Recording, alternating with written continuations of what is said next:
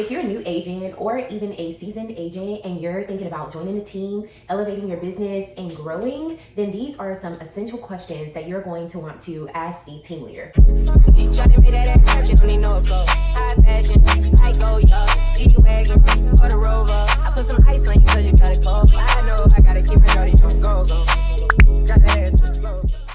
There are several benefits and pros to joining a team, but every team varies. And while some teams may do things one way, there's other teams who do it a completely different way and do not have the same offerings. I'm Camille Washington, your realtor friend here in Charlotte, North Carolina, and I'm also affiliated with Keller Williams South Park. At this point in my real estate career and journey, I have been with 3 different teams, and all of the teams that I have been with offer something different. So depending on what stage you're at in your real estate career, you will want to ask these questions to get a better handle of if that team is the right fit for you. You also want to make sure that this team aligns with your real estate goals. Number 1, money, money, money, money.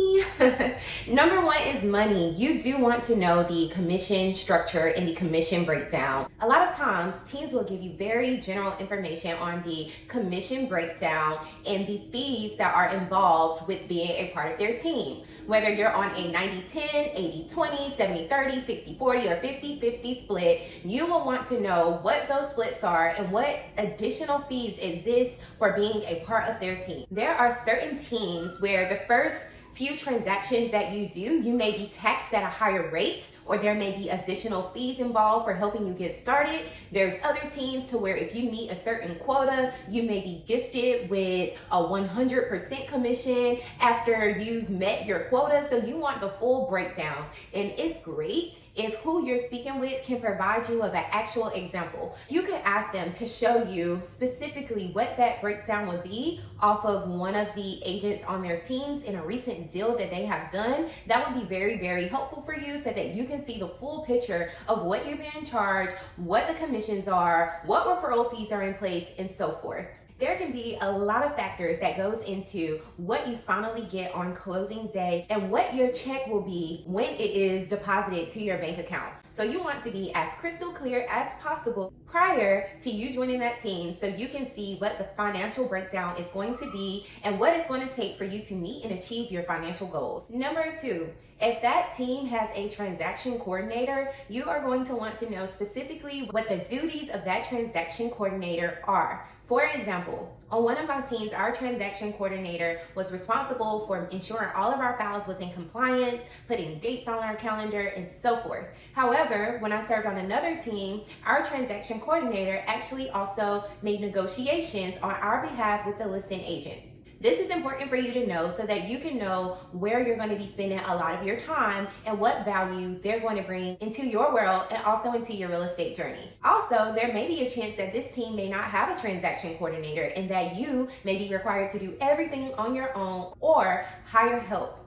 And so knowing this in advance is something you're going to want to ask. Number 3, leads. You want to ask the team, where does the majority of their leads currently come from? And you also want to ask, based on their closed volume or their closed units, where are most of their leads coming from, but also which ones of them are closing the most frequently. You have some teams where their leads are based from the team's leader's sphere of influence or their database, and they're just coming and coming and coming. You have other teams who have the main source of their leads that comes from open houses. And then you have other teams who the majority of their leads in business comes from places like Realtor.com and Zillow. By knowing where their leads come from, you will be able to get a good sense of what most of your prospecting may look like, or what most of your lead generation activities may look like. If you join a team where most of their leads are coming from open houses, it's probably expected that you're going to be doing a lot of open houses and working on Saturdays and Sundays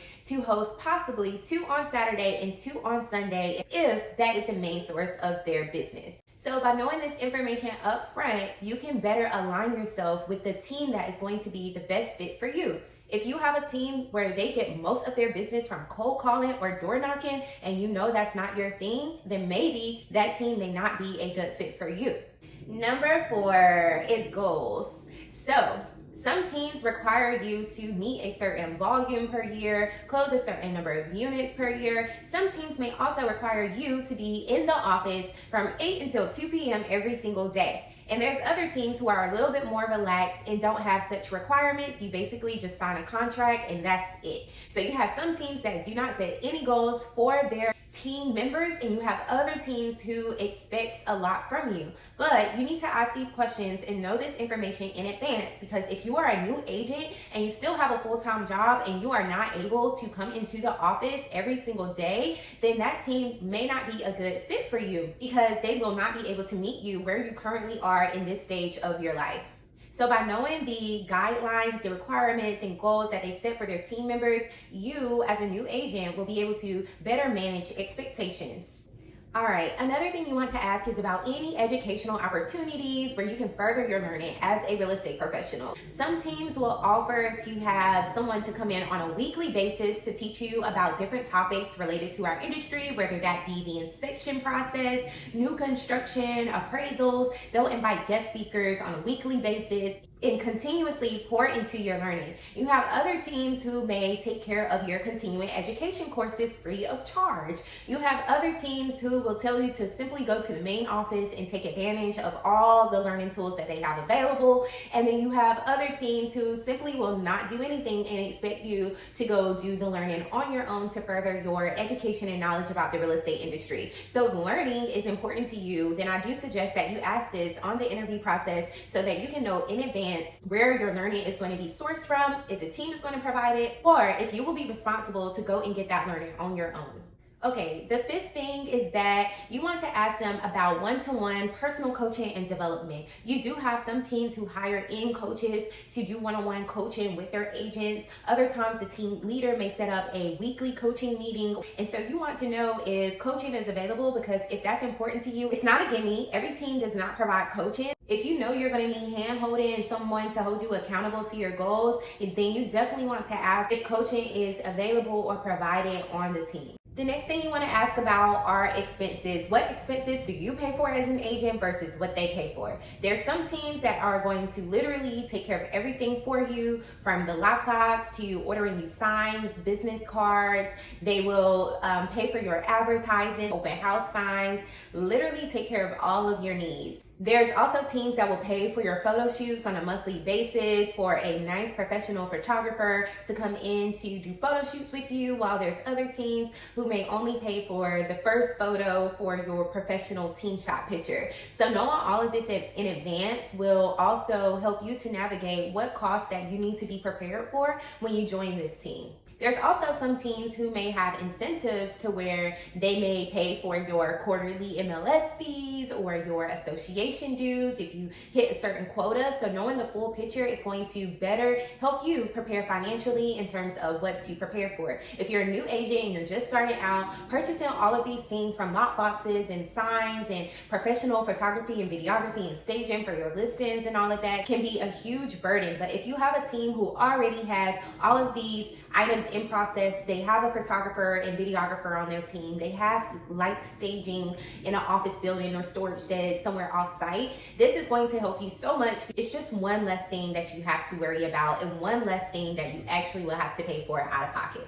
The next thing that you're going to want to ask about is shadowing and on the field training. So as a new agent, you know, it's kind of scary getting out there, not knowing what you're doing at first, and just wanting to see what it actually looks like when it's running in full production, actually see what a successful real estate agent look like. Well, there's some teams who, as soon as you join their team, you will have sort of like a mentor or sort of like some type of on-the-job shadowing, to where you can go shadow other team members when they're showing clients homes. You can shadow home inspections, you can shadow closings, and there's other teams where opportunities like this are not provided. If this is something that you need, you can know in advance if it will be provided to you or if you will have to kind of go out and fend for your own and take advantage of these opportunities in other places. The last bit of advice that I have is, after you have interviewed with that team, I do highly suggest that you find other members who are currently on that team, whether it's a small team or big team, and talk to at least like 2 other team members to find out what their true honest experience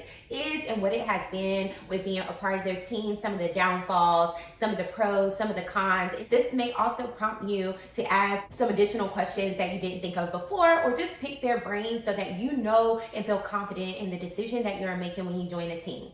Oh, I know I said that was the last thing, but that also jogged my memory about one last thing that you want to check for when you join a team, when you're looking at the contracts. If there is a time commitment that is required of you, because there are some teams that may require like a 6-month or 1-year commitment to being a part of that team, just because of how much time they invest in you. You know, you have some teams who are going all out with how much they invest into their agents, from paid photography to custom listing signs to their learning and their development. And when agents kind of join that team and get all of that stuff and then just go leave, it's almost like a loss for the team if you have not met the production levels that they thought you were going to make. It's really like a loss, just like a company or workplace where they hire you and do all this investing and training in you, and then in 2 months you leave. You're really kind of like a loss. So that's all I have for you in today's video. I hope you found this video to be helpful. If you have any questions that I can help you with, drop them down in the comment section below, and do not forget to like this video and subscribe if you want to see more real estate content. Have a beautiful day, and I'll see you in the next video.